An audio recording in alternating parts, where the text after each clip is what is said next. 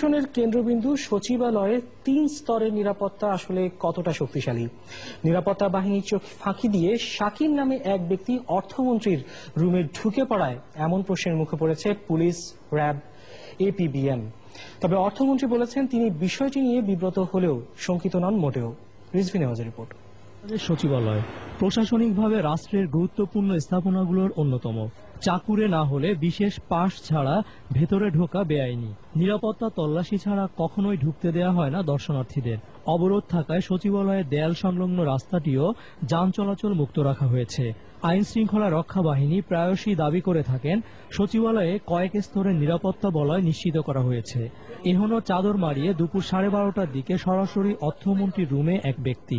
ভেতরে তখন কানাডীয় হাই কমিশনারের সঙ্গে বৈঠক করছিলেন তিনি। আমি দেশের মালিক, তারা হচ্ছে মন্ত্রী আর প্রধানমন্ত্রী। একটা প্রধানমন্ত্রী একটা দেশের কিচ্ছু না, তারা দেশ চলা। আমি দেশের মালিক, আমি আপনার জব দিব কেন? 16 কোটি মানুষ আমি জব দেওয়ার উপযোগী না, জব দিলাম না। এমনি আইসি, এমনি আইটা আইসি না, ফাঁস লাগে না। আমি কি সাধারণ মানুষ? আমি এই দেশের মালিক, আমি এই দেশের মালিক। এটা কি অসাধারণ না? আমি মালিক। এখন এলাকি তো অর্থমন্ত্রীর সমস্যা, একটা অর্থমন্ত্রী এটা করা আছে। আপনি গেছেন হেলাটাই ওই মেশিন এই দেশের মালিকত্বের মেশিন আছে না, কম্পিউটার, হেটা আমি অর্থমন্ত্রী হইতাম কি? আমি এই দেশের মালিকে একটা প্রধানমন্ত্রী দেশ চলা বুটের মাধ্যমে পরে আমি হেঁটে হইতাম কি? আর এটার মধ্যে মালিকত্ব এত কথা না। আমি মালিক, আমি কোন প্রধানমন্ত্রী আনতে যাইনি, বাস। নিজেকে বাংলাদেশের মালিক দাবি করা শাকির নামের ওই ব্যক্তি মন্ত্রীর ধমক খেয়ে বেরিয়েই ধরা পড়েন নিরাপত্তা কর্মীদের হাতে। আটক হয়ে তার স্থান হয় সচিবালয়ের নিরাপত্তার দায়িত্বে থাকা এডিসি রুমে।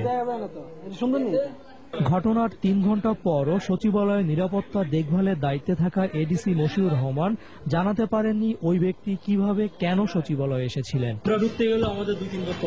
আমরা তো সেটাই জানি করি এবং আমরা দেখতে যাচ্ছি যে কিভাবে সে ঢুকলো, তার সাথে কথা বলে দেখি কোথায় কিভাবে ঢুকলো, একটা আবার কারো গাড়িতে আসছে কিনা দেখি। আমরা সে নাকি অনেকদিন দেখি শুনে যে কতদিন ধরে সে এখানে আসার জন্য চেষ্টা করতে